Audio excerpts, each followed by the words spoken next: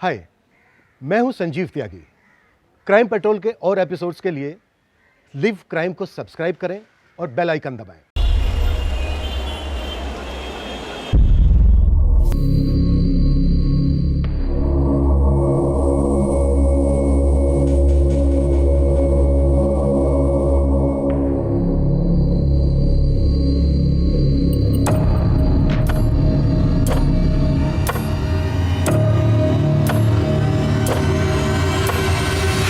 अतुल, तुम यहाँ क्या कर रहे हो? अरे तुम्हें शर्म नहीं आ रही क्या? मैं तुम्हारे दोस्त की बहन हूँ। नहीं, मुझे लगा ये प्रवीण का कमरा है इसलिए मैं। अच्छा, बेवकूफ समझ के रखा है मुझे? हाँ, तुम्हें पता नहीं दादा का कमरा कौन सा है? छूना क्यों? छुआ मत मुझे, दूर रहो मुझसे, दूर रहो मुझसे। क्या हुआ? दादा, मैं कपड़े चेंज कर रही थी और ये अतुल मुझे वहां से झांक झांक के देख रहा था। मोनिका, तुम्हें ठीक से दरवाजा लगाना चाहिए था ना। दादा, मोनिका देखो, इस पे गुस्सा होने की जरूरत नहीं है। अरे होने वाला पति है तुम्हारा, और वैसे भी नेक्स्ट ईयर इसके साथ शादी होने वाली तुम्हारी। एक मिनट, नेक्स्ट ईयर क्या? मेरी इससे शादी नेक्स्ट जन्म में भी नहीं हो सकती। मोनिका दादा प्लीज।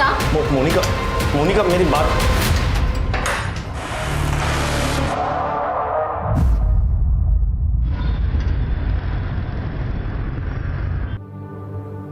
बाबा ये तो सामान जा रहे। हाँ।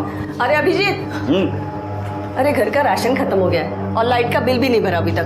प्लीज थोड़े पैसे दे दो। इससे पैसे ले लेना। इस महीने का सारा खर्चा मैंने इसे पहले से ही दे दिया। क्या? पैसे? वो ना एक्चुअली सारे पैसे मैंने दोस्त के साथ एक स्कीम में इन्वेस्ट कर दिए। क्या? फिर किसी वाहियात काम में पैसे बिगाड़े होंगे तूने। बाबा, आप लोगों को कुछ पता है कि ये क्या करती है, कहाँ जाती है? बस अपने दोस्तों के साथ पार्टी और मजे करने में मेरे पैसे बर्बाद करती रहती है। आपके पास कोई हिसाब है? मैं आज के बाद पैसे नहीं देने वाला। अरे लहा नहीं थी, नादानी में गलतियां होती है। तू तो तीसरे आगे से लगला कुछ कर रही है ना वो। ऐसे में कभी फायदा कभी नुकसान होता है। तू क्या चाहता है, ये नकारी बैठी रहे? ये सिर्फ नुकसान करवा सकती है, और मैं अपने मेहनत के पैसे इस तरह से बर्बाद होते हुए नहीं देख सकता। शोभा, अभिजीत सही बोल रहा है। मुझे बताओ, तुम कब तक कविता की गलतियों पर पर्दा डालती रहोगी? लगता है गांव की पुश्तैनी जमीन बेचकर ही गुजारा करना पड़ेगा अभी। जो करना है कर लो, पर आज के बाद मैं पैसे नहीं देना। अब तो घर जाने को भी डर लगता है। वही चिक चिक अनाप शनाप खर्चे, मेरी थोड़ी बहुत सैलरी भी कम पड़ जाती है। मैं कुछ मदद करूँ क्या? देख मोनिका, तुम अमीर हो, पर मैं इतना भी गरीब नहीं कि तेरे भाई से मदद लूँ। एटलीस्ट मेरी ये खुददारी प्लीज बची रहे। हाँ, लेकिन उस घर से मैं कंटाल गया हूँ। सोचता हूँ कि कहीं दूर चला जाऊँ। अभिजीत, तुम जहाँ भी जाओगे ना, मुझे साथ में लेकर जाओ प्लीज। लेट हो रहा है, हमें निकलना चाहिए ना। ठीक है, चल।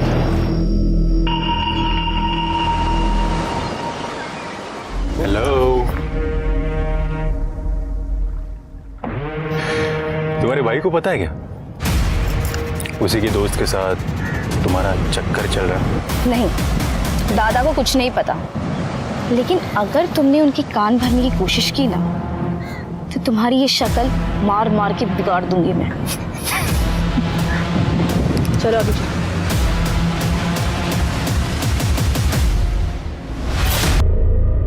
नमस्कार, मैं सोनाली कुलकर्णी क्राइम पेट्रोल सतर्क के इस नए अध्याय में आपका स्वागत करती हूँ।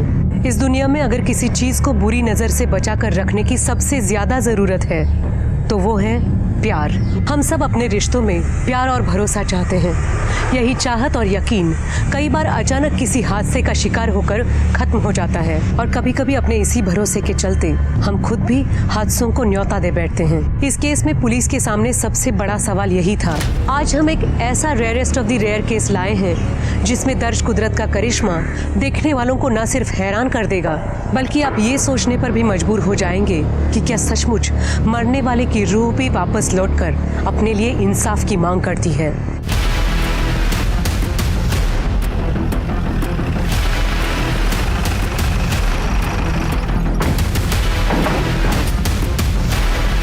किधर है? अब इधर है।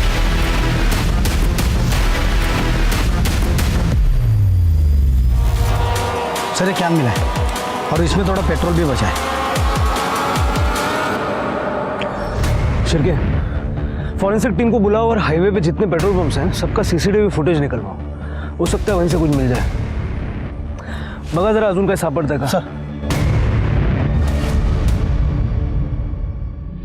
सर, क्राइम सीन पे जो पेट्रोल का कैन मिला था और उसके ऊपर जो फिंगरप्रिंट थे सर, हमारे डेटाबेस में किसी से मैच नहीं कर रहे सर। और फॉरेंसिक ने कंफर्म किया है कि वो मेल की बॉडी है। एक बेल्ट का बक्कल भी मिला था। आसपास के रोड की सीसीटीवी में कुछ मिला है? नहीं सर, कुछ भी सस्पिशियस नहीं दिखा है। शिरके, एक काम करो, सारे मिसिंग कंप्लेंट्स चेक करो। ठीक है सर।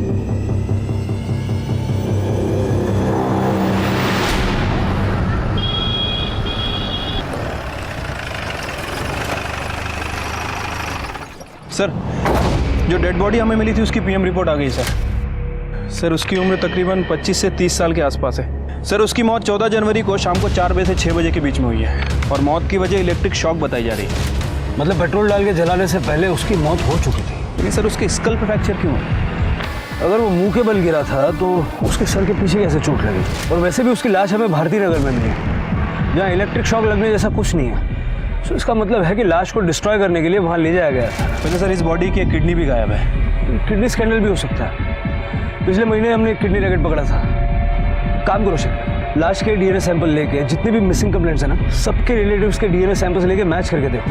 हो सकता है इसकी पहचान करने में आसानी हो जाए। लेकिन सर, ऐसे बहुत सारे कंप्लेंट्स हमारे पास है और ये बॉडी उसी में से किसी की है, ये पता लगाने में बहुत टाइम लग जाएगा। लेकिन डीएनए मैच हुए बिना पहचान करना भी मुश्किल होगा। हो सकता है एक और किडनी रैकेट का पर्दाफाश हो जाए। ठीक है सर।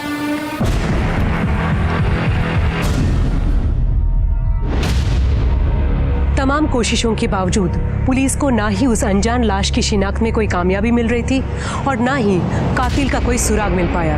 लेकिन 2 साल बाद अचानक एक ऐसी अजीबोगरीब घटना घटी कि खुद पुलिस भी हैरान रह गई। वो ऐसा वाकया था जिस पे भरोसा करना मुश्किल था, लेकिन कई बार वो होता है जिसकी कल्पना हम सपने में भी नहीं कर पाते।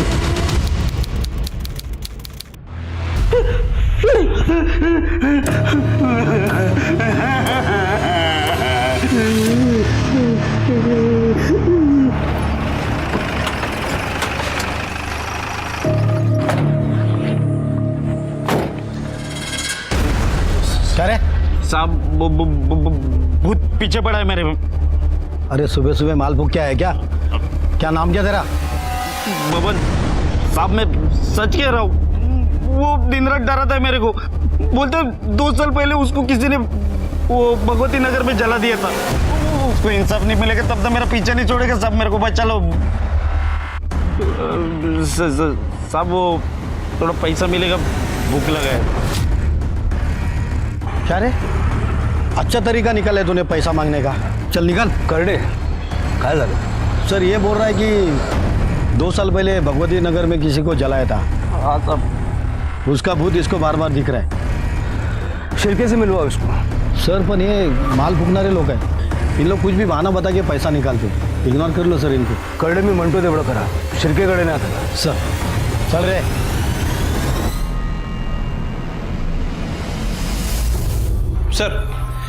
सर 2 साल पहले भगवती नगर में कोई जली हुई लाश नहीं मिली थी।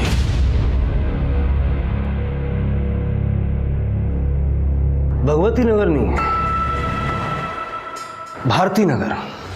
तुम्हें याद है 2 साल पहले भारती नगर में हमें एक जली हुई लाश मिली थी। 25-30 साल का लड़का था, एक किडनी भी गायब थी। हाँ सर, और ये भारती नगर और भगवती नगर आसपास ही हैं। उस वक्त लाश की पहचान नहीं होने की वजह से केस आगे नहीं बढ़ पाया था। एक काम करो, उस केस की फाइल निकालो और इस बबन को भी ढूंढ के निकालो। सर साहब जो कुछ है ना वो बड़े सबको सच सच बता दे। सर आ बघा माल फुकत पार्टी बसला होता। नाम क्या है तेरा? बबन।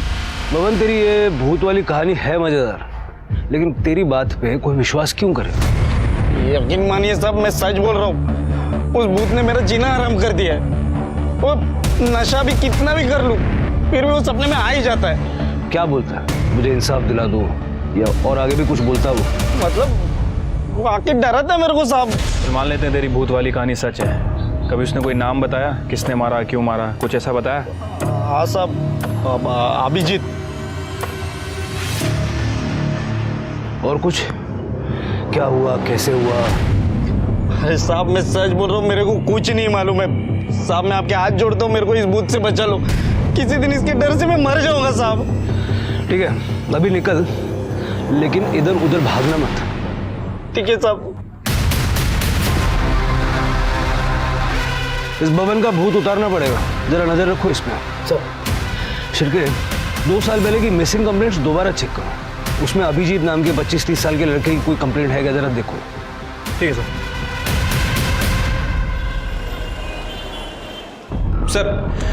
सर 2 साल पहले अभिजीत नाम के लड़कों की 4 मिसिंग कंप्लेंट दर्ज हुई थी सर। उसमें से 2 की उम्र महज 10 से 15 साल है और बाकी के 2 की उम्र 40 से 60 साल। सर मुझे लग रहा है कि हम इस नशेड़ी बब्बन की बातों को कुछ ज़्यादा ही सीरियस ले रहे हैं। मतलब सर ऐसा तो केवल फिल्मों में होता है कि लाश खुद सपने में आती है और उसे किसने मारा है खुद बताती है। बात तो तुम्हारी सही है शिरके, लेकिन इस अनसॉल्व्ड केस के लिए बबन की कहानी एक ब्लाइंड लीड की तरह है। मुझे नहीं लगता हमें चांस लेना चाहिए। एक लास्ट ट्राई करके देखते हैं। ठीक है सर, बताइए फिर क्या करना है। एक काम करो, भारती नगर में जहां हमें वो जली हुई लाश मिली थी ना, उसके 25 किलोमीटर के रेडियस में 25 से 30 साल की उम्र के अभिजीत नाम के जितने भी लोग हैं सबकी एक लिस्ट बनाओ। देखो उनमें से कोई मिसिंग है क्या। Okay sir. इतनी चक्कर क्यों डालते हैं?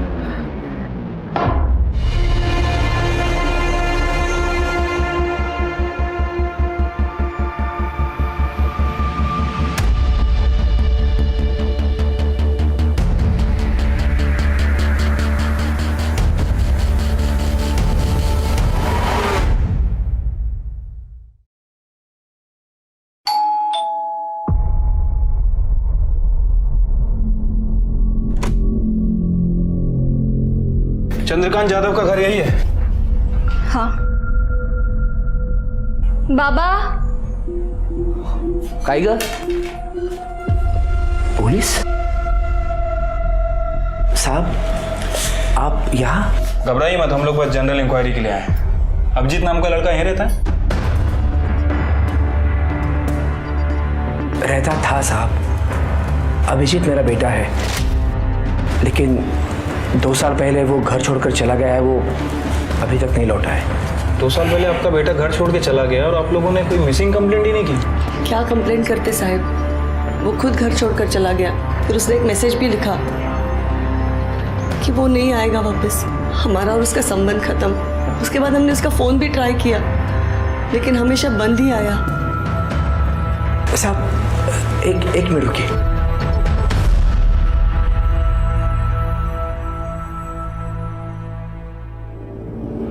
ये देखिए सर, 2 साल पहले उसने ये मैसेज किया था। बाबा मैं हमेशा के लिए घर छोड़कर जा रहा हूँ और दोबारा वापस लौट कर नहीं आऊँगा। हमारा रिश्ता खत्म।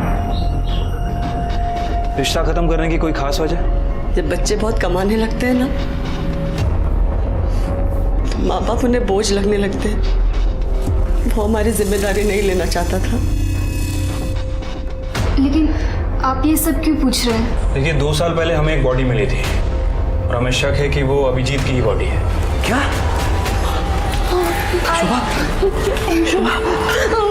क्या बोलते हैं? रो मत। हो सकता है वो हमारा अभिजीत नहीं होगा।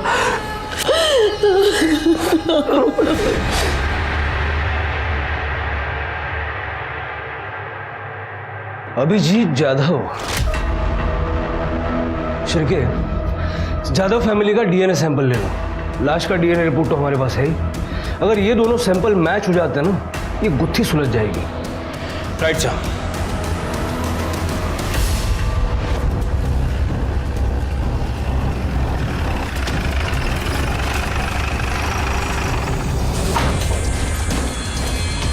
कहाँ जा रहे हैं आप लोग? साहब वो जब से पता चला है कि अभिजीत का शायद खून हो गया है, तब से उसकी माँ की तबीयत बहुत ख़राब है। उसको डॉक्टर के पास ले जा रहा हूँ। ठीक है, लेके जाइए इन्हें। जी। लेकिन उसके बाद आपको हमारे साथ चलना होगा। आपके साथ क्यों साहब? डीएनए टेस्ट के लिए। डीएनए टेस्ट के लिए?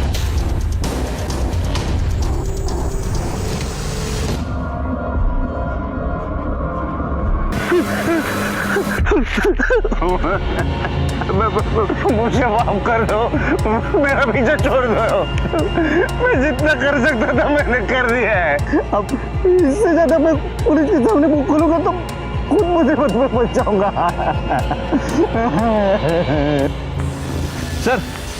सर डीएनए रिपोर्ट आ गई है सर। उसका डीएनए चंद्रकांत के डीएनए से 50% मैच हुआ है। मतलब सर कंफर्म है कि वो बॉडी चंद्रकांत के बेटे अभिजीत की है। इस बबन का नशा उतारने का टाइम आ गया। मुझे पहले ही डाउट था कि उसने हमें पूरी बात नहीं बताई थी। क्राइम लोकेशन और विक्टिम का नाम किसी को सपने में कैसे आ सकता है? हाँ सर, वैसे डाउट तो मुझे भी था, लेकिन अभी रिपोर्ट कंफर्म होने से डाउट खत्म हो गया। फिर के हो ना हो, मुझे लगता है बबन ने ये पूरी घटना अपनी आंखों से देखी है। अभिजीत के घर वालों से पूछताछ करो और बाद में इस बबन को भी उठाओ। ठीक है सर। साहब, हमारी तो पूरी उम्मीद ही खत्म हो गई। अब तक तो ऐसा लगता था कि अभिजीत कभी ना कभी तो घर आ जाएगा। मैं तो उसका 2 साल से इंतजार करता रहा, अभी भी करता था साहब, लेकिन दुर्भाग्य से फोन ही आया, उसकी मौत की खबर आ गई साहब। हमने ऐसा क्या गुनाह किया था साहब कि भगवान ने ऐसी सजा दी कि हम अपने बेटे का अंतिम संस्कार भी नहीं कर पाए साहब। चंद्रकांत जी, संभालिए अपने आप। देखिए, हमने बॉडी की शिनाख्त करने की बहुत कोशिश की थी। फिर पीएम रिपोर्ट से हमें पता चला कि उस बॉडी की एक किडनी गायब है। तो हमें लगा कि शायद ये कोई किडनी रैकेट का मामला। नहीं साहब, कोई किडनी रैकेट का मामला नहीं था। दरअसल कुछ साल पहले मेरी एक किडनी खराब हो गई थी, तो साहब अभिजीत ने उसकी किडनी मुझे देकर मेरी जान बचाई थी साहब। अभिजीत की किसी के साथ कोई दुश्मनी, कोई लड़ाई, कोई झगड़ा? हमारा बेटा तो बहुत अच्छा लड़का था, खूब कुड़ी होता तो उसकी किसी के साथ क्या दुश्मनी हो सकती है? चल बैठ नीचे। बबन, तुझे जो जो पता है सब कुछ बता दे, वरना जो तरीका हम अपनाएंगे ना, तेरे पीछे जो भूत पड़ा हुआ है ना, वो भी डर जाएगा। हाँ, मैं सच बता रहा हूँ, मेरे को जितना मालूम था मैंने सब बता दिया। जब ये कुछ बताने के लिए तैयार हो जाना, तब इसको मेरे सामने लाना। तब तक इसकी खातिरदारी करो। सब नहीं मैं बताता हूँ, सब बताता हूँ साहब। ये वो 2 साल पहले की बात है। मैं वो शक्ल देखी थी उनकी? गाड़ी कौन सी थी, कुछ याद है? नहीं साहब, चेहरे तो उनके ढके हुए थे। 2 साल बाद तुझे पुलिस के पास आने की क्या सूझी? पहले क्यों नहीं बताया? और ये अभिजीत की लाश सपने में आकर डराती है, बताती है, ये सब नाटक करने की क्या जरूरत थी? वो ऐसा हुआ कि वो लोग जाने के बाद उस दिन मैंने नज़दीक जाके देखा था साहब। अगर तूने कुछ किया नहीं था तो तुझे डरने की क्या जरूरत थी?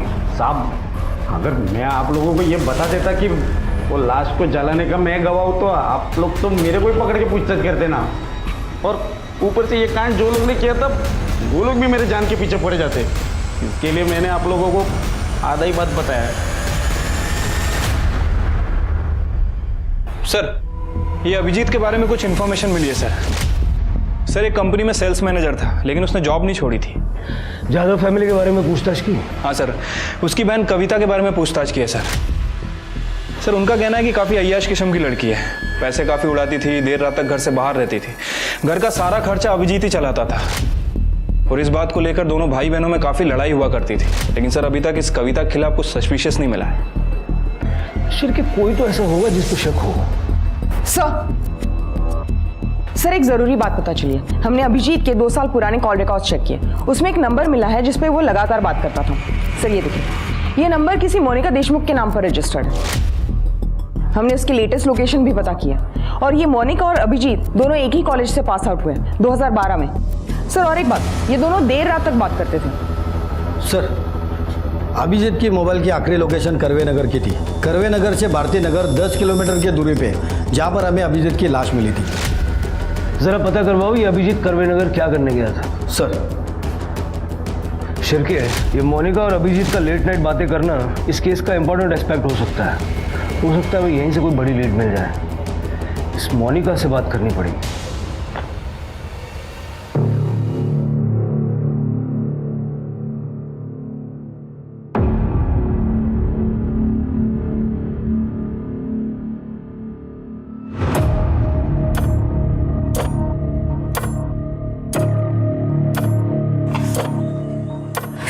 अतुल प्लीज, अतुल प्लीज, बहुत काम पड़ा है और मेरा मन भी नहीं है।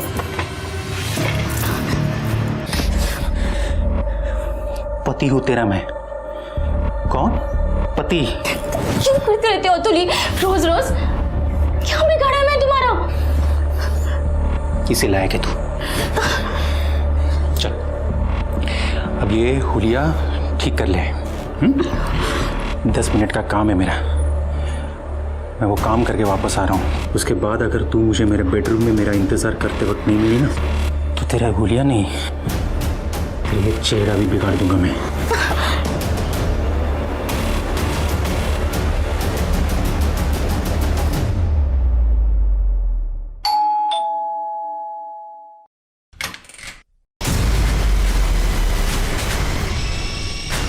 जी आप लोग? मोनिका, जी कहिए।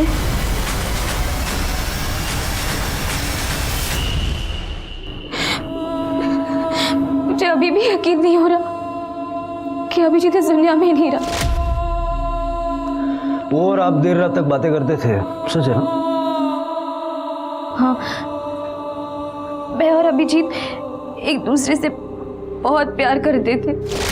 हम शादी भी करने वाले थे, लेकिन फिर वो गायब हो गया। उसने मुझे मैसेज भी किया था कि मैं उसे भूल जाऊं। फिर भी मैं उसे लगातार मैसेज करती रही, कॉल करती रही, लेकिन उसका फोन बंद था। अच्छा, अभिजीत की किसी के साथ कोई दुश्मनी थी, कोई लड़ाई झगड़ा? देखिए, हमसे कुछ छुपाने का फायदा नहीं है, जो भी है साफ साफ बताइए।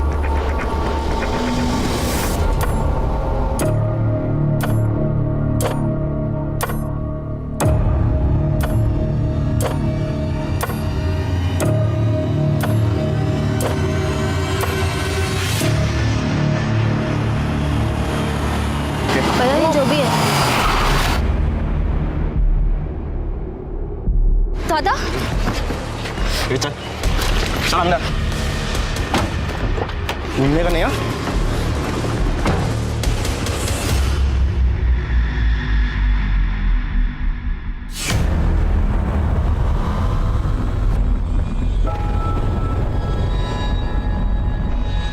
मोनिका, तुम यहाँ और ये सामान? मैंने अपना घर छोड़ दिया है। पर इससे तो प्रवीण और भी नाराज हो जाएगा। अब चाहे जो भी हो जाए अभिजीत, मैं यही रहूंगी। और तुमने मुझसे शादी का प्रॉमिस किया था, उसका क्या हुआ? हाँ मोनिका। देखो अभिजीत, मोनिका, अगर तुम दोनों शादी करना चाहते हो तो कर सकते हो, हमें कोई एतराज नहीं है। हो ना? मोनिका, मोनिका, मोनिका, तुझे अपने घर की इज्जत का जरा भी ख्याल नहीं। चल मेरे साथ। दादा, चल मेरे साथ। चल मेरे साथ। खरस दादा, मैं बता नहीं सकती मैं कितनी खुश हूँ। उसके बाद सब ठीक हो गया था। प्रवीण दादा को भी अभिजीत से कोई प्रॉब्लम नहीं थी।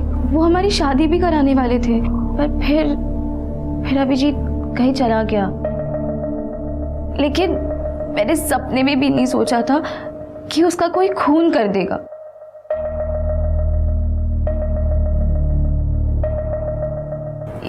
ये मेरे पति है अतुल।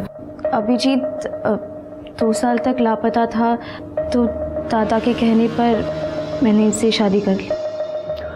आखिरी बार आप अभिजीत से कब मिली थी? करवे नगर में हमारे एक फार्म हाउस है। कुछ 2 साल पहले 14 जनवरी को दादा को एक बहुत बड़ा प्रोजेक्ट मिला था। उसी को सेलिब्रेट करने हम सब वहाँ गए थे।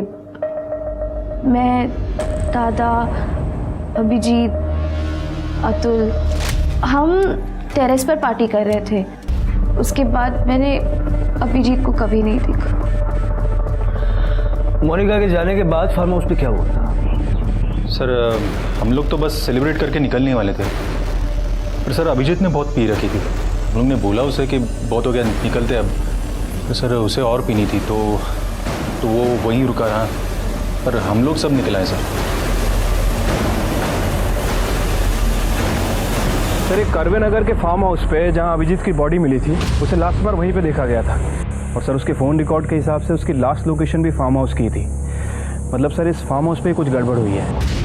हाँ शिरके, वैसे भी प्रवीण और अभिजीत के फाइनेंशियल स्टेटस में जो बहुत बड़ा गैप है उसे हम नज़रअंदाज नहीं कर सकते। सर और एक बात नोटिस करने वाली है, अभिजीत के फ़ोन से उसके परिवार को और मोनिका को जो मैसेजेस किए थे 14 जनवरी को, वो करीब 8 बजे के थे। और पोस्टमार्टम रिपोर्ट के हिसाब से अभिजीत की मौत शाम 4 से 6 बजे के बीच हुई।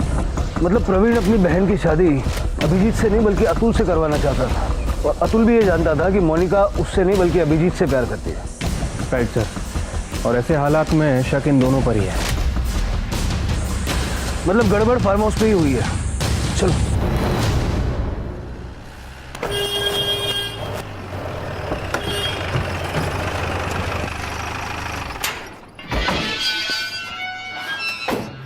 देशमुख फैमिली का फार्म हाउस है नहीं?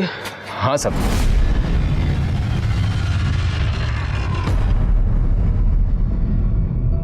दो साल पहले 14 जनवरी को यहाँ क्या हुआ था?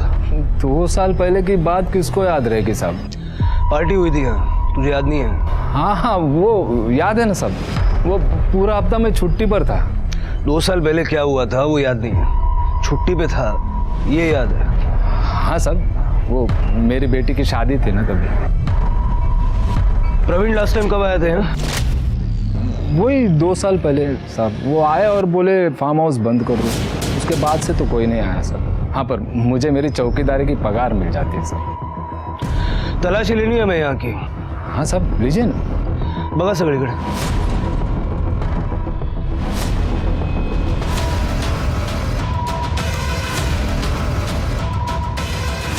शिरके, कुछ मिला क्या? नहीं सर, यहाँ बहुत सारी शराब की बॉटल्स हैं। लगता है यहाँ पे रेगुलर पार्टीज होती थी।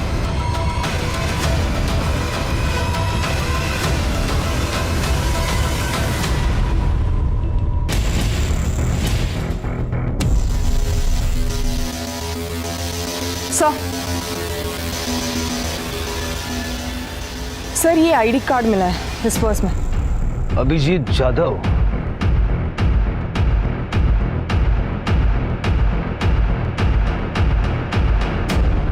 तुझे थोड़ी तेरी अक्कल है? पुलिस को सारी कहानी बतानी क्या जरूरत थी? दादा, अगर मुझ में थोड़ी भी अक्ल होती ना तो मैं ये नहीं समझती कि अभिजीत मुझे छोड़कर भाग गया। लेकिन उसके साथ जो हुआ वो कितना बुरा हुआ। अरे जो हुआ उसका मुझे भी दुख है, लेकिन अब क्या करूं? दादा, हमें अभिजीत को इंसाफ दिलाने के लिए पुलिस की मदद करनी चाहिए। लेकिन आपको इतना गुस्सा क्यों आ रहा है? मूर्खासारखं काहीतरी बोलू नको। अगर न्यूज में अपना नाम उछाला गया तो किसके बिजनेस पर असर होगा? मेरे ना। समझ रही है बात को? सर इस कर्वे नगर के फार्म हाउस में कुछ ना कुछ तो जरूर हुआ है। मैं भी वही सोच रहा था। शिरके, 2 साल पहले जब अभिजीत की लाश हमें मिली थी उस पर जो फिंगरप्रिंट्स थे वो हमारे रिकॉर्ड्स में होंगे, लेकिन उस वक्त इस केस के लिए कोई सस्पेक्ट नहीं था। एक काम करो, 2 साल पहले 14 जनवरी को उस फार्म हाउस पे जितने भी लोग मौजूद थे उन सबके फिंगरप्रिंट्स लो और उनका लोकेशन निकालो। Right sir.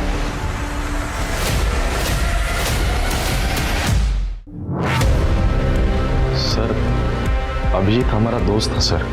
उस दिन से उसका गायब होना, फिर उसकी मौत की खबर सुनकर हम भी बड़े दुखी है सर। सर उस दिन फार्म हाउस से हम लोग निकल गए थे, वो अकेला ही था। कौन कहाँ था ये तो जल्दी पता चल जाएगा। सर हम लोग सच कह रहे सर, हम लोग फार्म हाउस से निकल गए थे। हमने तो सब बता दिया, फिर भी आप बार बार हमें क्यों परेशान कर रहे हैं सर? देखो, अगर तुम लोग इनोसेंट हो तो डरने की कोई जरूरत नहीं। सच तो जल्दी सामने आएगा ही।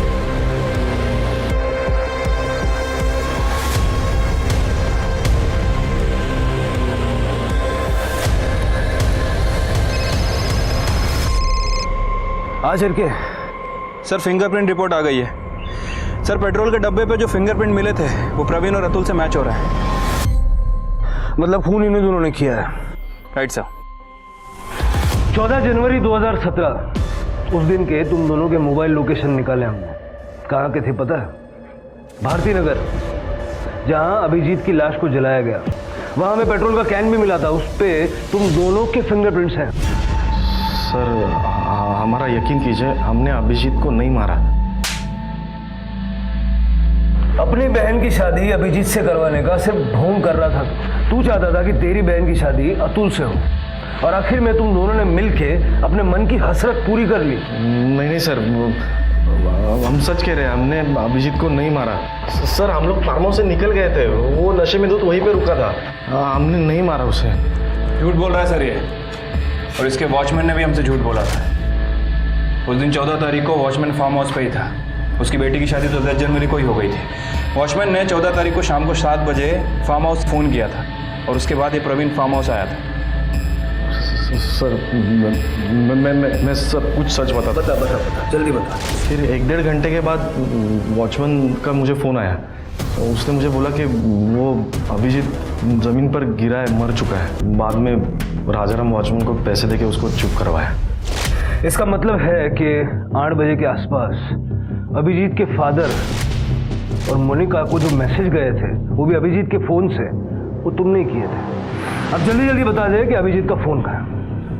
अभिजीत का फ़ोन सर? हमने अभिजीत का फ़ोन नहीं देखा सर। सच कह रहे सर। तुम दोनों की बातों में सच्चाई कितनी है ये जल्दी पता लग जाएगा। लेकिन क्या सचमुच उन्हीं दोनों ने अभिजीत को मौत के घाट उतारा था, या अभिजीत का कातिल अभी भी खुली हवा में सांस ले रहा था? पुलिस असली कातिल तक पहुंच पाती उससे पहले इस केस में एक और हैरतंगेज मोड़ आना अभी बाकी था।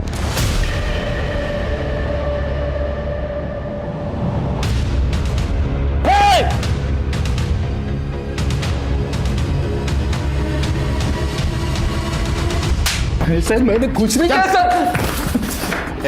चुपचाप बैठ। सर इस चूहे को बिल से निकाल लिया। ऐसे भाग रहा था जैसे इसे कभी पकड़ ही नहीं पाएंगे। नहीं साहब, मैं भाग नहीं रहा था, मैं एकदम अर्जेंट काम से जा रहा था साहब। काम से जा रहा था? हैं? तेरा काम कितना अर्जेंट है अभी पता चल जाएगा। शिरके, इसके घर की अच्छे से तलाशी लो। अभिजीत के केस से जुड़ी कोई भी चीज़ हो ढूंढ निकालो। देखते हैं कब तक सच छुपाता है। ठीक है सर। चुपचाप बैठे रहे।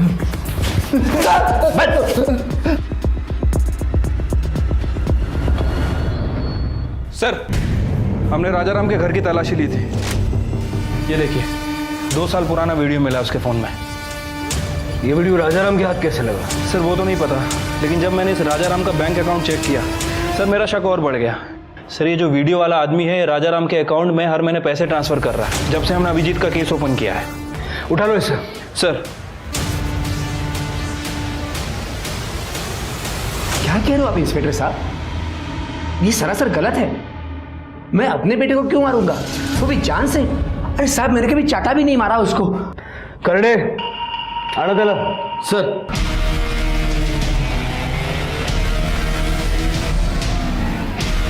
राजाराम, इस राजाराम के अकाउंट में गलती से पैसे चले गए। शिरके देखो जरा, ये देखो, ये वीडियो 2 साल पहले 14 जनवरी को शाम के 5:15 बजे करवे नगर के एक फार्म हाउस की। क्या कर रहे थे वहां? मैं कहीं नहीं गया था। अभिजीत को मारते वक्त तो तुमने अपना फोन स्विच ऑफ रखा था, लेकिन जब उसकी लाश को जलाया भारती नगर में, वहां तुम्हारा फोन स्विच ऑन था।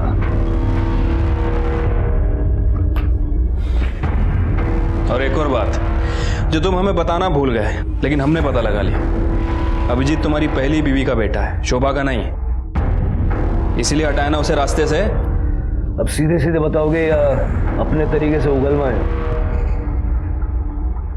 अभिजीत की माँ सरिता मेरी पहली बीवी थी, उसका देहांत हो गया। उसके बाद सरिता की बहन शोभा से मैंने शादी की, लेकिन अभिजीत को ये बात कभी नहीं बताई मैंने।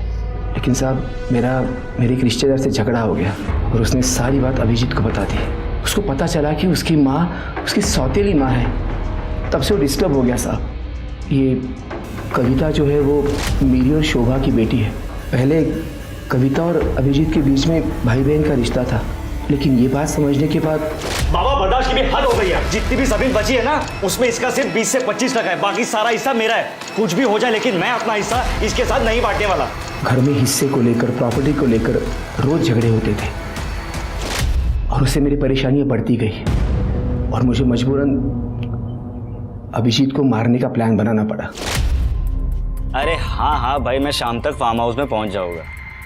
अरे मैं श्योर 100% आ रहा हूँ। रात को मैंने अभिजीत के मोबाइल से खुद को और मोनिका को मैसेजेस किए। पिछले 2 साल से मैं राजाराम को पैसे दे रहा था। जिस बेटे ने अपनी किडनी तुम्हें देके तुम्हारी जान बचाई, तुमने उसी की जान ले ली।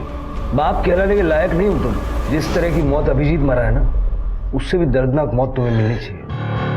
बेटे अभिजीत के खून के आरोप में चंद्रकांत जाधव को कड़ी सजा मिली। अतुल और प्रवीण को भी जेल की हवा खानी पड़ी। वहीं अभिजीत की निर्मम हत्या के बाद इस बात पर यकीन करना मुश्किल है कि खून का रिश्ता दुनिया में सबसे मजबूत रिश्ता होता है। इसलिए स्वार्थ, अहंकार और बदले की भावना को परे रखकर ऐसे किसी भी अपराध में शामिल होने से पहले एक बार बाद में होने वाले भयंकर परिणामों के बारे में भी जरूर सोचें। अब मैं सोनाली कुलकर्णी आपसे विदा लेती हूँ। कल फिर मिलेंगे क्राइम पेट्रोल सतर्क जस्टिस रिलोडेड में एक नए केस के साथ। तब तक मास्क पहने, सैनिटाइजर का इस्तेमाल करें, अपना और अपने परिवार का ख्याल रखिए। देखते रहिए crime petrol. For more updates, subscribe to our channel, click the show links and enjoy watching the videos.